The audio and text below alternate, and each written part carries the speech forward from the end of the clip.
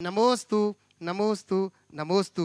पूज्य मुनिश्री के चरणों में वंदन करते हुए पुष्पा सुभाष काला जी सेलू परभणी से प्रथम प्रश्न के रूप में रख रहा हूं। गुरुदेव के चरणों में कोटि कोटि नमन करते हुए गुरुदेव, मेरी शंका यह है कि स्नेह का धागा और संवाद की सुई उधड़ते रिश्तों की तुरपाई करती है। जो हृदय से दिया जाता है वह हाथ से नहीं दिया जाता, और जो मौन से कहा जाता है वह शब्दों में नहीं कहा जाता। भावना योग से सकारात्मक सोच हो गई है, मन प्रफुल्लित हो रहा है। तो हे गुरुदेव, उसके लिए भावना योग में और कौन सी हम सावधानी रखें, ऐसा कैसा कमांड करें जिससे कि बहुत अच्छी बात कही है कि हम जो हृदय से दिया जा सकता है वो हाथ से नहीं, और जो मौन से दिया जा सकता है वो शब्दों से नहीं। जब तक हमारे भावनाओं में आत्मीयता और प्रगाढ़ता प्रकट न हो, हमारे रिश्तों में मधुरता नहीं होती। और इसके लिए व्यक्ति को चाहिए कि वो थोड़ा सकारात्मक हो, जीवन में सरसता और समरसता लाए, चित्त में उदारता और सहिष्णुता का विकास करे।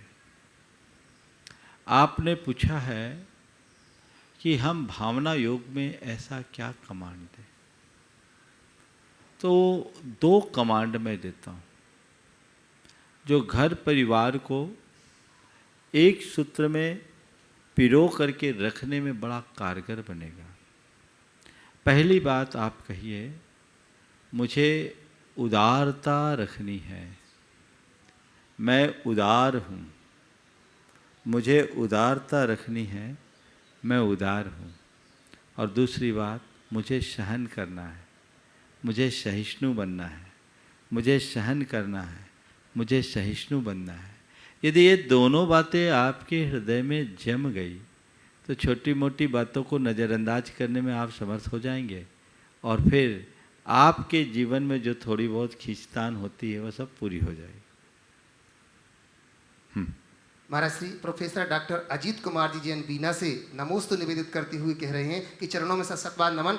आप श्री की पावन प्रेरणा से विश्व की अद्भुत एवं अनमोल कृति गुणायतन से जुड़ने का अवसर प्राप्त हुआ। अत्यंत प्रसन्नता एवं भाव शुद्धि का परिणाम बना। महाराज श्री, जीवन की अंतर्दृष्टि कैसे विकसित की जाए जिससे अनेकानेक समस्याओं से सहज तरीके से ही बचा जा सकता है, कृपया मार्गदर्शन करें। बहुत अच्छा भाव प्रकट किया है। अंतर्दृष्टि कैसे विकसित किया जाए जिससे अनेक समस्याओं से सहज मुक्त हुआ जा सके, बचा जा सके। अंतर्दृष्टि को जगाना एक बहुत बड़ी उपलब्धि है, पर जितनी बड़ी उपलब्धि है वो उतनी ही दुर्लभ भी है। अपनी अंतर्दृष्टि को आप जगा करके रखना चाहते हैं तो आपको चाहिए निरंतर उसका अभ्यास करें, आध्यात्मिक की साधना करें, आध्यात्मिक चिंतन जगाएं और अध्यात्म के शास्त्रों को पढ़ें, आध्यात्मिक पुरुषों की संगति करें। यह अंतर्दृष्टि को जगाने में कारगर निमित्त है। और यदि ये सब नहीं कर सकते तो इसका सरलतम उपाय है नियमित भावना योग करें और शुद्धो हम, शोहम, शांतो हम, सहजो हम, चैतन्यो हम, चिदानंदो हम, चिदात्मको हम, इन सूत्रों को बार बार दोहराएं। हर पल ये सोचें कि मैं कौन हूँ, मेरा क्या है। अपने भीतर वो दृष्टि एक बार घटित हो गई तो निश्चित वो हमारे जीवन को निहाल बना देगी और हम अपने जीवन का पथ प्रशस्त कर सकेंगे। नियमित भावना भाने से हमारी दृष्टि जरूर बदलती है। हमारा श्रीमती पुष्पलता जैन बीना से नमोस्तु निवेदित करती हुई कह रही हैं कि सभी प्रकार की सुख सुविधाएं होते हुए भी सादगी भरा जीवन जीने की कला कैसे विकसित करें, क्योंकि यह तो बड़ी तपस्या महसूस होती है, कृपया मार्गदर्शन कीजिए। सुख सुविधाओं के होते हुए भी सादगी भरा जीवन जीने की कोशिश कैसे करें। मैं तो ये कहता हूँ, सुख सुविधाओं में व्रत उपवास लोग करते हैं, कैसे करते हैं। बहुत सारे लोग हैं जो आधा घंटा भी भूखे नहीं रह सकते, प्यासे नहीं रह सकते, पर 10 लक्षण के दिनों में 10-10 उपवास कर लेते हैं। ये कौन कराता है, उनका तन या मन? तन नहीं कराता, मन कराता है। चीज़ों को जब तक हम स्वीकार नहीं करते वो हमारे लिए भारी लगती है, और उन्हें स्वीकार करते ही वो सहज ग्राह्य बन जाती है। तो चीज़ों को स्वीकार करें। आप जिस दिन सादगी को स्वीकार कर लेंगे तो सुख सुविधाएं आपके लिए आकर्षित नहीं करेगी, और जो आपको एक तपस्या लग रही है वही आपके जीवन का एक मूल तत्व बन जाएगा। जिसके नाम पर आपको समस्या दिखती है, आपको उसी में आनंद की अनुभूति होगी। उस तरफ अपनी दृष्टि दौड़ानी चाहिए, वैसा देखना चाहिए कि मुझे क्या करना है। सादगी जिस दिन आपको प्रिय हो जाएगी उस दिन वो अच्छी लगेगी। मैं आपसे कहता हूँ, चटपटा खाना सबको अच्छा लगता है कि नहीं लगता है? लेकिन रोज खाना पसंद करते हो क्या? क्यों? पेट खराब हो जाएगा।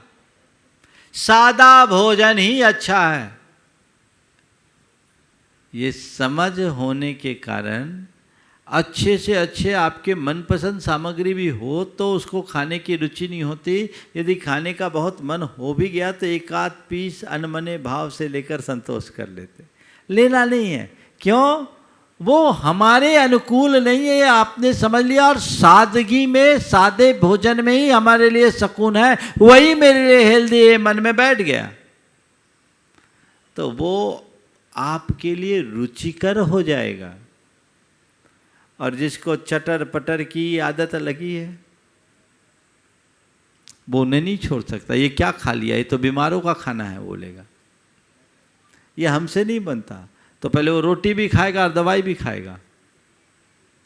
तो कहने का तात्पर्य केवल इतना है कि जिन बातों को हम मन से स्वीकार लेते हैं वो सहज ग्राह्य हो जाती है, और जो बातें मन से स्वीकार नहीं होती वो हमारे लिए भार बन जाती है। इसलिए मन से स्वीकार करें। पवन जैन कटनी से, और इनका ही नहीं बहुत सारे लोगों का ये प्रश्न है महाराज श्री। नमोस्तु निवेदित करती हुए कह रहे हैं, यदि किसी घर में पहले से शादी तय हो जाती है और अचानक उसके घर में किसी की मृत्यु हो जाती है तो ऐसे समय में शादी या मांगलिक कार्य कर सकते हैं या कि नहीं, या फिर कितने दिन इंतजार करना चाहिए? देखिए, शादी आदि के, विवाह आदि के कार्यक्रमों में कई बार ऐसी बड़ी दुविधा हो जाती है। अब शाम को विवाह होना है, सवेरे गड़बड़ हो गया, आने वाले का तो फिर से पहले से अनुमान रहता है, जाने वाले का तो कोई ठिकाना नहीं। ऐसे समय में क्या करें? सारे मेहमान आ गए, सारा खर्चा पानी हो गया है ना, और सारी बुकिंग हो गई, सारी व्यवस्थाएं हो गई। ऐसे में हम क्या करें? हल्दी भी लगे, सारे हो गए, आधे नेक चार हो गए, आधे बचे, अब क्या करें? तो मुझसे पूछ तो मैं कहूँगा मैं क्या करूँ? सबसे उत्तम तो यही है कि नेमिनाथ जैसे बैरागों को पा गए सो निकल जाओ। लेकिन मुझे मालूम है ये बात आपको व्यवहारिक नहीं लगेगी। तो ऐसे समय में व्यक्ति को देश काल की स्थिति को समझकर निर्णय करना चाहिए, समय काल की परिस्थिति को देखकर करना चाहिए। शास्त्रों में एक बात आती है, पूजन महान्यास आदि जहाँ संपन्न हो रहा हो वहाँ महान्यास शब्द का प्रयोग किया है। यज्ञ महान्यास आदि जहाँ संपन्न हो रहे हों और ऐसे कार्य में जिसका पूर्व से संकल्प हो उसको सूतक नहीं लगता। महान्यास का अर्थ विवाह तो नहीं होता, लेकिन महान्यास शब्द का अर्थ यदि हम ये निकालें कि जिसमें बड़ा आरंभ हो रखा है, ऐसा कोई कार्य पहले से हमने तय कर रखा हो और अचानक ऐसी कोई दुविधा आ जाए तो उसमें सूतक नहीं लगता, ऐसा माना जा सकता है। पर मैं अपने मुख से तो ये नहीं कहूँगा, नहीं तो आप लोग मुझे ही लपेट लोगे। मैं अपने मुख से ऐसा नहीं कहूँगा कि सूतक नहीं लगता, पर एक उक्ति है, आपत्ति काले मर्यादा नास्ति। तो उस समय क्या करना है क्या नहीं करना है वो आप अपने विवेक से करो। कई ऐसे भी प्रसंग मेरे सामने आए हैं कि किसी का देहांत हो गया तो उसे प्रचारित नहीं किया, चुपचाप रखे जब तक फेरे नहीं पड़ गए। अब लोग क्या करें, नहीं तो और दूसरा फेरा पड़ जाए। तो इन सब बातों में मैं ना अपनी सम्मति दूंगा, न ही असम्मति। आप अपने विवेक के साथ अपना काम करें। लता जी गंगवाल गुणायतन मंत्री, और तैयार रहेंगे पंडित शरद जी बनारसी मुंबई से। नमोस्तु गुरुजी। गुरुजी, मेरे माँ पिताजी ने मुझे सिखाया, छोटे थे तब, कि मंदिर जाओ तो चावल लेकर जाओ और गुरु के पास जाओ तो नारियल लेकर जाओ। तो गुरुजी जब चावल लेकर जाना चालू किया तो चावल तो पुजारी की हंडी में पहुंच गए, और नारियल लेके जाना चालू किया तो बाजार में बिकने की मंडी में पहुंच गए। तो गुरुजी ऐसा हम क्या करें कि हम ही थोड़ा ऊपर चढ़ जाएं? क्या बात है, चावल तो पुजारी की हंडी में चला गया और नारियल मंडी में चला गया। ऐसा क्या करे कि हम ही चढ़ जाएं? मैं तो ये कहता हूँ, चावल और नारियल के चक्कर से ही बच जाओ। ये बात सही है। रिक्त पानी न कर्तव्यम देवता गुरु दर्शनम। देवता और गुरु का दर्शन कभी खाली हाथ नहीं करना चाहिए, भरे हाथों से ही करना चाहिए। ये हमारे परंपरा है। अब भगवान के चरणों में हम चढ़ा रहे हैं तो हमारा काम चढ़ाने का है, पीछे झांक कर देखने का नहीं, चाहे गुरु के सामने हो चाहे भगवान के सामने। इसका विकल्प मैंने अनेक बार बताया है कि इसे पशु पक्षियों को या दीन दरिद्रों को देना चाहिए, उसका ही हक है। मालिक को तो उसकी पगार देनी चाहिए। आपने पूछा है कि ऐसा हम क्या करें कि हम कुछ ऊपर चढ़ जाएं, तो उसके लिए इतना ही है कि अर्घ चढ़ाने के साथ साथ अपना अहम भी चढ़ा दो, जरूर ऊपर उठो। नमोस्तु गुरुजी। पंडित शरद जी बनारसी छिंदवाड़ा से, अक्षय जी मुंबई, सारे परिवार एक साथ यहाँ पर खड़े होंगे, तैयार रहेंगे। इसके बाद श्रीमान योगेंद्र कुमार जी जैन बयाना वाली दिल्ली से। नमोस्तु भगवान। मेरा प्रश्न है महाराज जी कि सम्मेद शिखर जी की जो भाव सहित वंदना करता है वह जीव कितने भवों में निर्वाण पद को प्राप्त करता है? नमोस्तु भगवान। और इस पर्वत का महत्व क्या है? देखिए, पर्वत के महत्व को बताने की ज़रूरत नहीं, सब लोगों को ज्ञात है। हम लोग तो कहते हैं एक बार बंदे जो कोई ताहे नरक पशु गति नहीं हुई। कुछ ग्रंथों में ऐसा कहा गया है कि सम्मेद शिखर की वंदना करने वाला सब निकट भव्य होते हैं। सम्मेद शिखर महात्मा ग्रंथ में भी इस विषय में कहा गया है कि वो शीघ्र मुक्ति को प्राप्त करता है, पर मुझे नहीं मालूम कितने भाव में मुक्त होता है। पर इतना पता है, जो भाव से भरकर सिद्ध क्षेत्र में आएगा और सिद्धों की वंदना करेगा, वो एक दिन सिद्ध लोक में अपना स्थान जरूर बना लेगा। तो सिद्ध लोक में अपना स्थान बनाना है तो भाव सहित वंदना जरूर करें। नमोस्तु गुरुदेव, नमोस्तु। योगेंद्र कुमार जैन बयाना वाली दिल्ली से।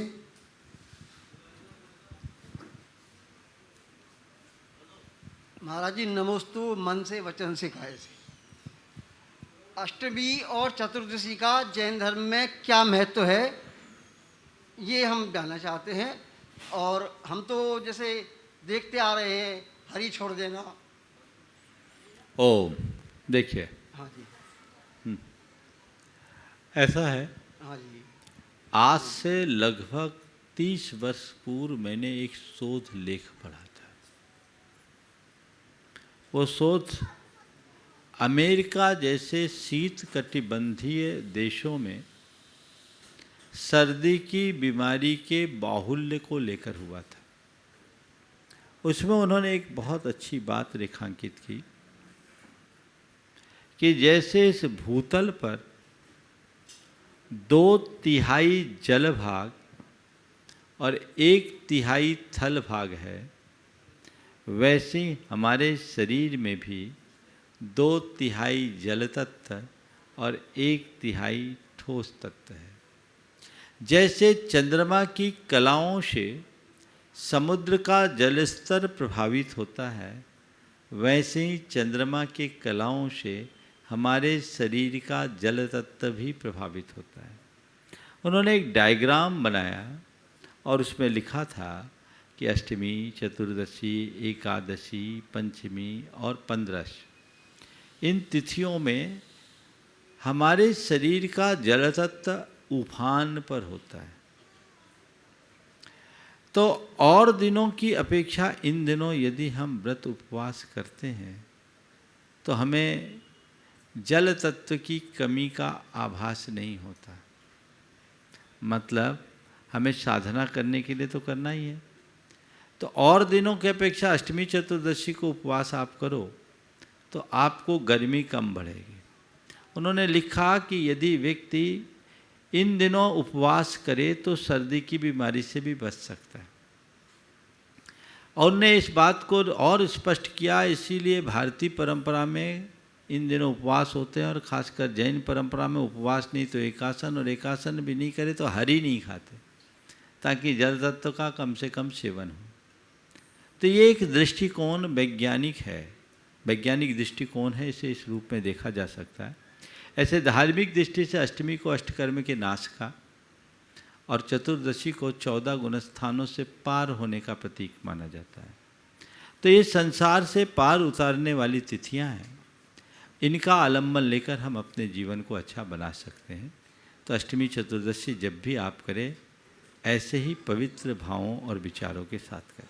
महाराज श्री, अगले प्रश्न के रूप में प्रमोद कुमार जी जैन महावीर नगर दुर्गापुरा जयपुर से नमोस्तु निवेदित करते हुए कह रहे हैं कि जो जितना करीब होता है वह उतनी ही हद तक दुश्मनी भी कर सकता है। शेर बहुत ताकतवर होता है लेकिन गुफा में छिप कर के रहता है। हर व्यक्ति दूसरे की मौत देख करके खुद को अमर समझता है। ऐसी बहुत सी अजीबोगरीब बातें हैं महाराज श्री। मेरा प्रश्न है कि जिंदगी अजीबोगरीब है क्या, हमने उसे या बना रखा है? देखिए, सवाल ही अजीबोगरीब लग रहा है, क्योंकि जो बातें हैं उनमें इनका कोई तारतम्य नहीं जुड़ रहा है। बात सब कुछ हमारी दृष्टि पर है। जिंदगी जिंदगी है, उसे हम जिस नज़रिए से देखें हमारे लिए ज़िंदगी वैसी हो जाती है। आगे महाराज श्री, सुरत्ना जी नमोस्तु निवेदित करती है, महाराष्ट्र से पूछ रही हैं। नमोस्तु महाराज श्री, जब कोई मांगलिक कार्य शादी विवाह करती हैं, पथरिया से, पथरिया मध्य प्रदेश से नमोस्तु निवेदित करती हुए कह रही हैं, महाराज श्री जब कोई मांगलिक कार्य शादी विवाह करते हैं तो दूध उफनाना, अचानक एक्सीडेंट होना आदि अशुभ संकेत समझना चाहिए क्या? इसका समाधान करें। ये शकुन शास्त्र को मानो तो समझो, और मनोबल अच्छा है तो कुछ मत समझो। अशोक कुमार जी गांधी पार्ले पॉइंट सूरत से नमोस्तु निवेदित करते ही कह रहे हैं, एक डॉक्टर की क्लिनिक में बोर्ड पे लिखा हुआ था कि दवा में कोई खुशी नहीं है और खुशी जैसी कोई दवा नहीं है। तो महाराज श्री ये जानना चाहते हैं कि हम जिंदगी में खुशी को कैसे बढ़ाएं जिससे दवा लेने की जरूरत ही ना पड़े। बहुत अच्छा भाव व्यक्त किया। दवा में कोई खुशी नहीं है और खुशी से बढ़कर कोई दवा नहीं। अपने मन की खुशी को हमेशा बनाए रखने के लिए 4 सूत्र देता हूँ। अगर आप सदाबहार खुश रहना चाहते हैं तो सबसे पहली बात, जो मिला है उसे पसंद करो। जो मिला, जैसा मिला, अपनी स्थिति के प्रति संतोष होना चाहिए। जो चीज़ें हम चाहें वो मिले हमारे हाथ में नहीं है, पर जो चीज़ें हमें मिली है उसे हम चाहना शुरू कर दें, हमारे हाथ में। यदि हम उपलब्ध वस्तुओं को चाहना शुरू कर देंगे तो हमारे मन में असंतोष कम होगा। दूसरी बात, हम सकारात्मक सोचें। जिस व्यक्ति की सोच सकारात्मक होती है उसके मन में कभी खिन्नता नहीं आती।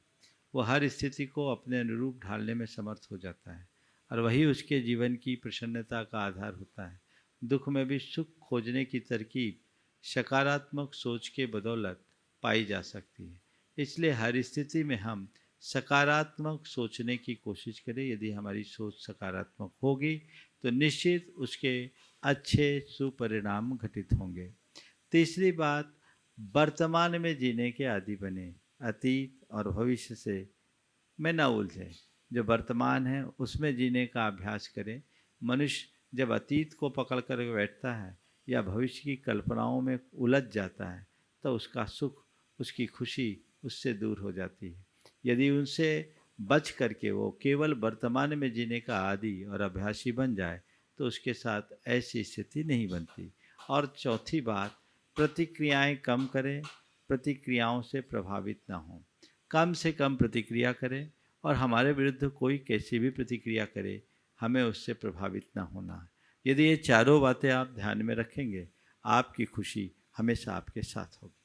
हमारा श्री खुशी जैन गुना से नमोस्तु निवेदित करती हुई कह रहे हैं कि मनुष्य एक पुस्तक की तरह है, किंतु कुछ पुस्तकों पर ताला लगे होते हैं।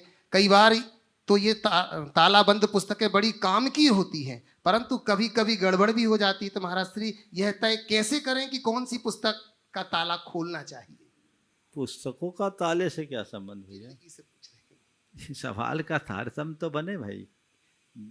पुस्तक का ताले से क्या संबंध? पुस्तक के ताला नहीं होता, पुस्तक को पढ़ने की कला आती। चलो अगला सवाल करो। महाराज श्री अतुल दुबे सतना से नमोस्तु निवेदित करते हुए कह रहे हैं कि महाराज श्री क्या यह कहावत सत्य है कि जमाना बदलता रहता है?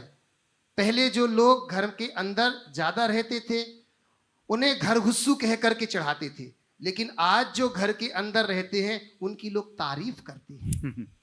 देखिए, कई चीज़ें ऐसी है जो देश काल के अनुरूप समझी जाती है और उसकी व्याख्या और विवेचना भी देश काल के अनुरूप होती है।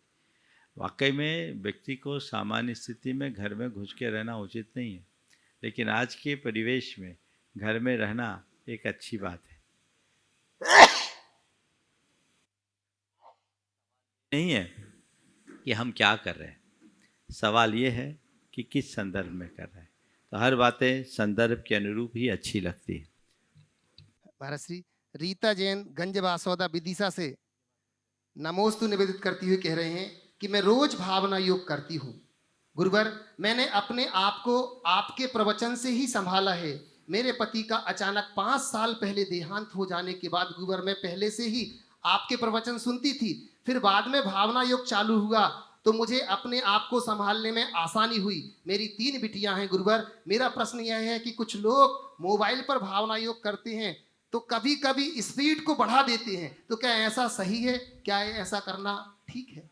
अरे भावना योग करो तो निश्चिंतता के साथ करो, हड़बड़ा के करोगे तो उसके कमांड का असर नहीं होगा। उसे दीर्घ और लयात्मक तरीके से आप बोलोगे तो उसका असर आपके सबकॉन्शियस माइंड पर ज़्यादा होगा और उसका परिणाम अच्छा आएगा। नीरज जैन सुभाष नगर जबलपुर से नमोस्तु निवेदित कर कह रहे हैं कि महाराज श्री जिन्हें कामयाबी में सुकून नजर आया तो वो दौड़ते गए, हमें सुकून में कामयाबी दिखी तो हम ठहर गए। महाराज जी असल कामयाबी क्या है? कृपया समाधान। न दौड़ना न ठहरना, अपनी स्थिति में रहना ही कामयाबी। जो दौड़ रहे हैं वो भी सही अर्थों में कामयाब नहीं है, और जो थक करके थम गए हैं वे भी सही अर्थों में कामयाब नहीं। मेरी नज़र में कामयाबी का मतलब है अपने स्थिति में बने रहते हुए हमेशा ठहराव बनाकर चलना। प्रत्यक्ष में राशवी अजमीरा धूलियान से और तैयार रहेंगी शकुन दीदी सागर। गुरुवर के चरणों में 3 बार नमोस्तु नमोस्तु नमोस्तु। गुरुवर मेरी बेटी का ये क्वेश्चन है, राशवी का दुलियान से। एक्चुअली बच्चों को रोज़ मंदिर ले जाते हैं और 24 तीर्थंकर भगवान के नाम चिन्ह सहित दोनों को याद करवाए हुए। अब वो होता है कि पार्श्वनाथ भगवान के सर पे जो फन बना रहता है, अब शिखरजी आई और कहीं भी इस धुलियान मंदिर में भी प्रवेश करते हैं तो पार्श्वनाथ भगवान की जो प्रतिमा है तो वो लोग दोनों देखते ही दूर से बोल देते हैं पार्श्वनाथ भगवान, तपू जी पार्श्वनाथ भगवान। तो वो बोलते हैं बाकी सारे भगवान के साथ ऐसा कुछ क्यों नहीं होता है? वो चिन्ह होते हैं पर वो बहुत छोटे सूक्ष्म होते हैं, वो हम उनको दिखा नहीं सकते थे दूर से। तो बोलते हैं सिर्फ ये स्पेशल क्यों होते हैं ऐसा पार्श्वनाथ भगवान? पार्श्वनाथ भगवान जब मुनि बन करके तपस्या कर रहे थे तो उनके ऊपर भयानक उपसर्ग हुआ। 7 दिन तक एक असुर ने उन पर खूब पानी बरसाया, पत्थर बरसाए, ओले बरसाए, खूब तरह का उपद्रव किया। उस उपद्रव की स्थिति में 7वें दिन धर्मेंद्र का आसन कांपा। वो नाग कुमार देवों का इंद्र था, तो उसने अपना फन भगवान के ऊपर फैला दिया था। तो धर्मेंद्र ने अपना फन फैलाया, इसलिए वो भगवान के उपसर्ग, उसी समय उनको केवल ज्ञान हो गया। तो उस भयंकर उपसर्ग को उनने सहा था और उस उपसर्ग से बचने के लिए फन एक अच्छा काम किया था नाग का। तो उस नाग फन को इस तरह से भगवान पार्श्वनाथ की उपसर्ग सहित मुद्रा में बना देते हैं। केवल ज्ञान के बाद सारा उपसर्ग दूर हो जाता है। कई स्थानों में पार्श्वनाथ भगवान की प्रतिमा बिना फन वाली भी होती है। तो पार्श्वनाथ भगवान पर ऐसा उपसर्ग आया इसलिए उनकी फन सहित मूर्ति दिखती, बाकी के साथ नहीं आया। सुपार्श्वनाथ भगवान की भी कहीं कहीं आ जाती है, बाकी के साथ नहीं आया, पर उनके नीचे जो चिन्ह बना है उससे हम पहचान सकते हैं। चलिए। बहुत बहुत धन्यवाद। शकुन दीदी गुणायतन ट्रस्टी, और इनके बाद तैयार रहेंगे विजय जी गंगवाल गुवाहाटी ट्रस्टी गुणायतन। दोनों मुनिराजों को बारंबार नमोस्तु।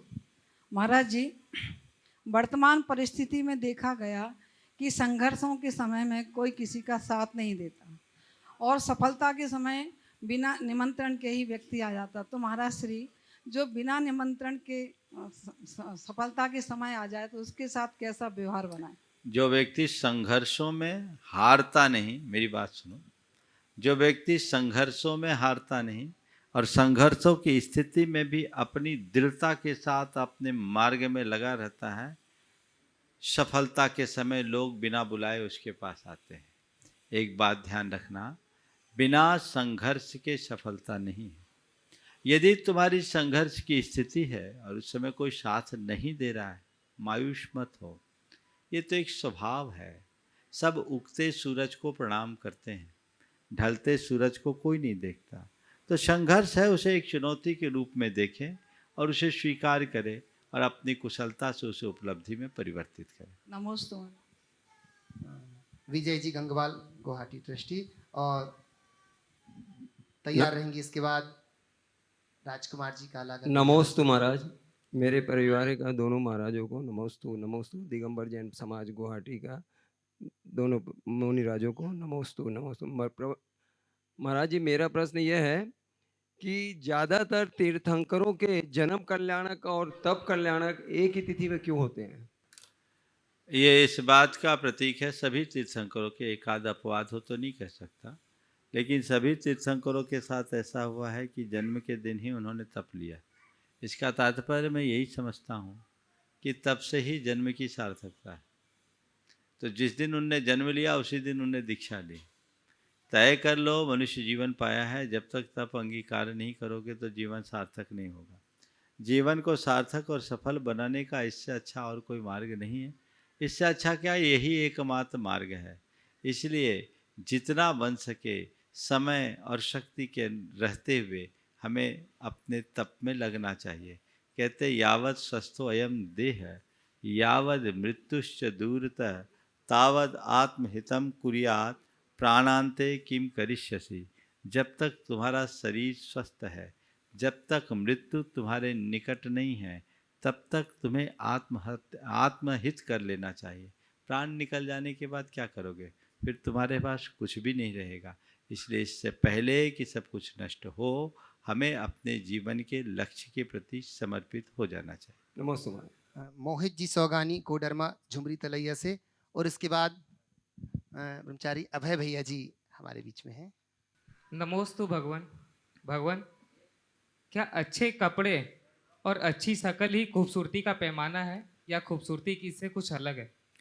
अच्छे कपड़े और अच्छी शक्ल हाँ, खूबसूरती का पैमाना है या खूबसूरती से कुछ अलग है? बहुत अच्छा सवाल किया है। अच्छे कपड़े और अच्छे शक्ल ही क्या खूबसूरती का पैमाना है या खूबसूरती का कुछ और भी आधार?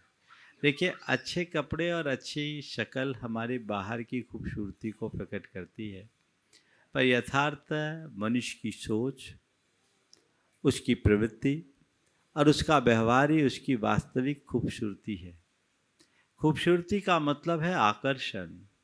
किसी की शक्ल अच्छी हो और अच्छे कपड़े हो पर व्यवहार रूखा हो, कोई उसे लाइक करेगा क्या? तो वो अंदर से बदसूरत है। तो हमें अंदर की खूबसूरती को ध्यान में रखना चाहिए। आपके लिए मैं इतना कहूँगा, एक व्यक्ति की फ़ोटो तो बहुत अच्छी है और एक्सरे ख़राब है, आप उसके विषय में क्या कहोगे? फ़ोटो तो बहुत सुंदर है पर एक्सरे ख़राब है, उस व्यक्ति के लिए क्या कहोगे? समझ में आ रही बात? जी भगवान। वो तो बीमार है। तो जो लोग ऊपर से टिप टाप है पर जिसके विचार और व्यवहार अच्छे नहीं है, समझ लो वो भीतर से फुटपाथ पे है, उसकी स्थिति खराब। नमोस्तु स्वामी। ब्रह्मचारी अभय भैया जी इंदौर से, और इसके बाद तैयार रहेंगे चंद्रकला जी पाटनी। परम पूज्य युगल मुनिवराज के श्री चरण में कोटिशा नमन। मुनिवर, मेरी शंका है, वर्तमान में सिद्धोदय सिद्धचेत नियमावर में आचार्य श्री के संघ के सानिध्य में पंच कल्याण प्रतिष्ठा महोत्सव ऐतिहासिक प्रभावना के साथ संपन्न हुआ। परम पूज्य मुनिश्री से निवेदन करना चाहूँगा, मेरी शंका है कि पंच कल्याण प्रतिष्ठा महोत्सव के अवसर पर, जन्म कल्याणक के अवसर पर पांडुशिला पर जो अभिषेक की क्रिया दिखाई गई थी, उसमें ये बताया गया है कि उस समय स्त्रियों ने अभिषेक किया है। मुनिवर, मेरा यह प्रश्न है, ये भ्रांतियाँ फैलाई जा रही हैं व्हाट्सएप के माध्यम से कि परम पूज्य आचार्य श्री ने अपने समस्त संघ के साधुओं को जो बाहर प्रभावना कर रहे हैं, उन सभी के लिए ये आदेश दिया है कि स्त्री अभिषेक का समर्थन किया जाए। ये आचार्य ज्ञान सागर जी की परंपरा है। तो मैं मुनिवर आप से पूछना चाहता हूँ, ऐसा निर्देश आपको भी प्राप्त हुआ है क्या है? शंका का समाधान करें। देखिए, मुझे पता नहीं इस तरह की कपोल कल्पित बातें लोग कहाँ से ले आते हैं। सबसे पहले तो नेमावर के पंचकल्याणक के जिस दृश्य को लेकर इस तरह की बातें फैलाई जा रही है, वो कतई उचित नहीं। वो जो कुछ भी है वो मुझे दिखाया गया, ये कोई त्रुटि रह गई हो और इसका खंडन ब्रह्मचारी विनय जी ने, प्रतिष्ठाचार्य ने उसी दिन वहाँ कर दिया कि ये व्यवस्थाएं नहीं होनी चाहिए। यद्यपि भगवान के जन्म कल्याणक के बाद उपटन आदि की कुछ क्रियाएं ऐसी होती है, वस्त्राभूषण चूँकि इंद्राणी ही करती है, उसमें जो अपेक्षित क्रियाएं होती होगी वो करती है, लेकिन अभिषेक इंद्राणी के द्वारा कभी नहीं कराया जाता। और इंद्राणी के द्वारा अभिषेक नहीं कराया जाता तो अभिषेक वो है ही नहीं, उसे अभिषेक समझना नहीं चाहिए। और यदि अभिषेक भावुकता में किसी ने किया है तो एक त्रुटि के रूप में देखना चाहिए, और उसे लेकर के इस तरह से प्रचारित करना ये अच्छी बात नहीं है। इससे समाज का सौहार्द खंडित होता है। लोगों को इन सब बातों को गंभीरता से समझना चाहिए। पहली बात तो यदि ऐसा कुछ हुआ है तो इससे आचार्य महाराज का कोई लेना देना नहीं। प्रतिष्ठाचार्य है और प्रतिष्ठाचार्यों के रहते भी यदि कहीं कोई चूक होती भी है तो वह चूक एक कहीं न कहीं भावुकता के वेग में या किसी व्यक्ति विशेष की गलतीवश हो सकती है, उसे सुधार लेना चाहिए। लेकिन उसे आधार बना करके ऐसा नहीं सोचना चाहिए कि ऐसा आचार्य महाराज ने आदेश दे दिया कि अब सब लोग स्त्रियों से अभिषेक कराएं। हमारे संघ में ऐसी कभी व्यवस्था हुई नहीं। और जहाँ जो परंपरा है, हमारे गुरुदेव उसी परंपरा के विषय में कहते हैं। जहाँ ये पंचकल्याणक हुआ है वहाँ न तो कभी स्त्रियों ने अभिषेक किया है, न आगे कभी करेगी। वहाँ की व्यवस्था ही ऐसी है। इसलिए इसको आधार बनाकर इस तरह की बातें करना समाज में व्यर्थ बिटंडा खड़ा करने का एक कुचक्र है। जो लोग ऐसा कह रहे हैं, मुझे भी बताया गया व्हाट्सएप में, ऐसी ऐसी बातें कही गई। आचार्य महाराज ने 15 सूत्री कार्यक्रम, आचार्य महाराज ने हम जैसे मुनियों को भी निर्देश दिया है। मुझे नहीं मालूम उन्होंने कब निर्देश दिया, शायद वो सो रहे हों, उनके सपने में तो नहीं दिया। अगर निर्देश दिया है तो आचार्य महाराज की कोई ऑडियो वीडियो क्लिप तो होगी। ये सब मनगढ़ंत बातें हैं। एकदम स्पष्ट शब्दों में मैं कहूँगा कि ऐसी कोई व्यवस्था नहीं। और एक बात स्त्री अभिषेक के संदर्भ में मैं आज पुनः कहता हूँ, जहाँ जो परंपरा है वो हो, लेकिन आप मुझसे पूछते हो तो मैं एक ही बात कहता हूँ जो आप लोगों के समझने के लिए है।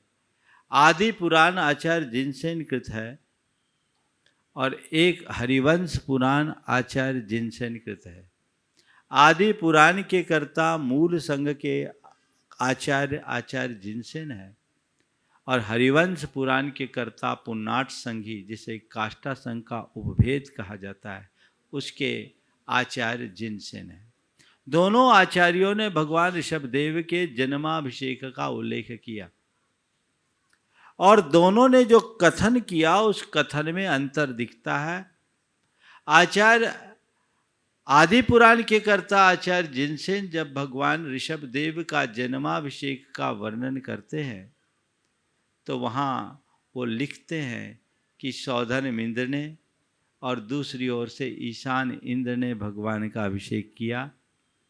अन्य देवों ने उनका सहयोग किया और इंद्रानियां मंगल पात्र लेकर के खड़ी रही, अष्टमंगल द्रव्य लेकर के खड़ी रही, मंगल पात्र लेकर के खड़ी रही और बाद में भगवान का वस्त्र अलंकरण किया। यही बात जब हम हरिवंश पुराण में देखते हैं तो उसी दृश्य में हरिवंश पुराण के कर्ता ने लिख दिया, देवों और देवियों ने भगवान का अभिषेक किया। तो इस बात का प्रमाण है कि दो प्रकार की परिपाटी चलते आ रही है। जब हम मूल संघीय आचार्यों की परंपरा में देखते हैं तो वहाँ कहीं ऐसा नहीं मिलता, लेकिन जब इतर संघ के आचार्यों को देखते हैं तो उसी प्रसंग में इस तरह का विधान देखने को मिलता है। तो हमें इन सब बातों को देखना चाहिए, इन बातों को लेकर के विवाद में नहीं उलझना चाहिए। मूल संघ के किसी भी आचार्य ने अपने किसी भी मूल ग्रंथ में स्त्री अभिषेक के समर्थन विषयक कोई बात नहीं की। इसी बात को आचार्य पूज्यपाद ने अपने नंदीश्वर भक्ति में लिखा है, भेदे न वर्णना का सौधर्म स्नपन कर तुमापन्न परिचारक भाव मिता से सिंदारुंद चंद निर्मल यश मंगल पात्रानि पुनः तद्देभ्यो बिभ्रतिस्म शुभ्र गुणाढ्या अप्सर सो नर्तक्य शेष सुरा तत्र लोकना व्यग्रधिया। मैं भेद से क्या वर्णन करूं। सौधर्म ने अभिषेक किया और शेष इंद्रों ने उनके परिचारक भाव को प्राप्त किया। उनकी देवियां मंगल पात्रानि पुनः तद्देव्यो बिभ्रतिस्म शुभ्र गुणाढ्या, शुभ्र गुणों को धारण करने वाली उनकी देवियां मंगल पात्र धारण करती थी और अप्सराएं नृत्य करती थी। शेष देवता लोग उस अभिषेक को देखते। तो इस बात का प्रमाण है, इसलिए इनको लेकर के खींचातानी कतई उचित नहीं। और इस बात को लेकर समाज में बताना, आचार्य महाराज ने स्त्री अभिषेक का समर्थन कर दिया, संघों में ऐसा कर दिया, हम लोगों का भी नामोल्लेख है। पता नहीं उनसे आचार्य महाराज ने कहाँ कहा, उनके कान में कहा या सपने में कहा। इस तरह की बातें करने वाले लोग समाज के हितैषी नहीं। अरे जिसे जो करना है वो करे ना। ऐसा कह करके वे कहना क्या चाह रहे हैं? समाज के सौहार्द को खंडित करने की कोशिश क्यों कर रहे हैं? ये कतई उचित नहीं है। और मैं सारी समाज से ये कहूँगा, आप लोग कभी भ्रमित ना हो। न तो ऐसा कभी हुआ है, न हुआ था, न होगा। अगर ये कुछ हुआ है, एक बीच का एपिसोड है जो एक त्रुटि है, उसे संशोधित करने की बात प्रतिष्ठाचार्य जी ने वहीं कह दी। इसलिए किसी तरीके से किसी को भी भ्रमित होने की कोई आवश्यकता नहीं है। ये सब बातें जो भी फैला रहे हैं उनकी मानसिकता अच्छी नहीं। नमस्ते महाराज। चंद्रकला जी पाटनी रांची से, गुणायतन मंत्री। नमोस्तु महाराज श्री। महाराज श्री, एक बार आपने कहा था कि अच्छी किताबें और अच्छे इंसान को पढ़ना मतलब समझना बहुत मुश्किल है जल्दी से तुरंत, तो उनको पढ़ा कैसे जाए? कैसे पढ़ा जाए? अच्छी किताबें, मैंने कहा था अच्छी किताबें और अच्छे इंसान को समझना कठिन है, उन्हें पढ़ना पड़ता है। आपने पूछा पढ़ा कैसे जाए। अच्छी किताबों को पढ़ने के लिए मुझे स्टाइल बताने की ज़रूरत नहीं है। अच्छी किताबें तो कोई भी पढ़ सकता है। अगर हम लगन निष्ठा के साथ किताबें पढ़ना शुरू करें तो अच्छी किताबों को हम बखूबी पढ़ सकते हैं। लेकिन अच्छे इंसान को पढ़ने में लोग प्रायः चूक जाते हैं। कोई इंसान अच्छा है या नहीं, उसे हम कैसे पढ़ें? उसे पढ़ने के लिए हमें चाहिए कि हम उसे निकटता से देखें, उसके विचारों को परखने की कोशिश करें, उसकी बोली, भाषा और प्रवृत्ति से प्रभावित ना हो सकता है कोई व्यक्ति दिखने में अच्छा हो, बोलने में अच्छा हो, उसका व्यवहार भी अच्छा हो, लेकिन ये सब ऊपर ऊपर से, उसके अंदर का अभिप्राय अच्छा ना हो। तो एक अच्छे इंसान को पहचानने के लिए हमें उसके विचारों को परखना चाहिए। जब तक हम उसके विचारों को परखने में समर्थ नहीं होते, तब तक उसकी सही पहचान नहीं। वो चीज़ों को किस तरीके से देखता है, ये हम जब देखेंगे तब एक अच्छे इंसान को पहचानेंगे। हमने सुना है विवेकानंद जी जब भारत से बाहर धर्म के प्रचार के लिए जाना चाह रहे थे, उन्होंने अपनी माँ से इसके लिए अनुमति ली। तो उनकी माता ने कहा ठीक है, वो चाकू पड़ी है मुझे दो। जब चाकू देने की बात आई तो विवेकानंद जी ने चाकू के धार वाला हिस्सा अपने हाथ में रखा और बेंट वाला हिस्सा अपनी माँ की ओर बढ़ाया। चाहते तो सीधी चाकू भी बढ़ा सकते थे, लेकिन उन्होंने पलटा और धार वाला हिस्सा अपने हाथ में रखा और बेंट वाला हिस्सा अपनी माँ की ओर बढ़ाया। तो माँ ने कहा, बस हो गया, तेरे जैसा व्यक्ति ही धर्म का सही प्रचार कर सकता है, तेरा जैसा व्यक्ति ही धर्म का सही प्रसार कर सकता है। तेरी सोच ने बता दी कि तू हर स्थिति में सामने वाले को बचा करके चलना चाहता है, ये तेरी सोच है। तो जिसकी ऐसी सोच होती है वो अपने जीवन को अच्छा बनाता है। तो अच्छी सोच ही अच्छे इंसान की पहचान है। हम उसकी प्रवृत्ति पर बारीक नज़र रखें और उससे उसकी सोच को परखने की कोशिश करें, तब हम सब कुछ बेहतर कर सकेंगे। राजकुमार जी काला। द्वय गुरुदेव को चरणों में सत सत नमन, सत सत बंदन। गुरुदेव, आपने एक दिन प्रवचन में कहा था कि पक्का आम निश्चित ही सड़ता है, गलता है। पकने से पहले, गलने से पहले, सड़ने से पहले अपने आप को पक्का कर लो। आपका संदर्भ क्या है पक्का करने का? किसे पक्का करें? भाई, मैंने तो ये कहा था कि पकने के बाद आम सड़ता है। आम पका है तो सड़ेगा, वहीं छिपा रह जाएगा। तो सड़ने से अच्छा है किसी के काम में आ जाओ। तो जो अपने जीवन के अंत से पूर्व अपने आप को संभाल लेता, अपने आप को पक्का कर लो, यानी अपने जीवन की दिशा तय कर लो और उस क्षेत्र में लग जाओ, सन्नद्ध हो जाओ, तो वो हमारे जीवन को बेहतर बना सकेगा। और यदि ऐसा हम नहीं कर पाएंगे तो हमारे जीवन की बेहतरी का कभी आधार नहीं बनेगा। तो अपने जीवन को बेहतर बनाने के लिए मनुष्य को सतत संकल्पित होना चाहिए, पक्का होना चाहिए, उसमें किसी प्रकार की ढिलाई नहीं होनी चाहिए। इस प्रकार आज के इस सत्र को परम पूज्य गुरुदेव के चरणों में नमन अर्पित करते हुए यहीं पर विराम। बोलिए परम पूज्य आचार्य गुरुवर श्री विद्यासागर जी महाराज की।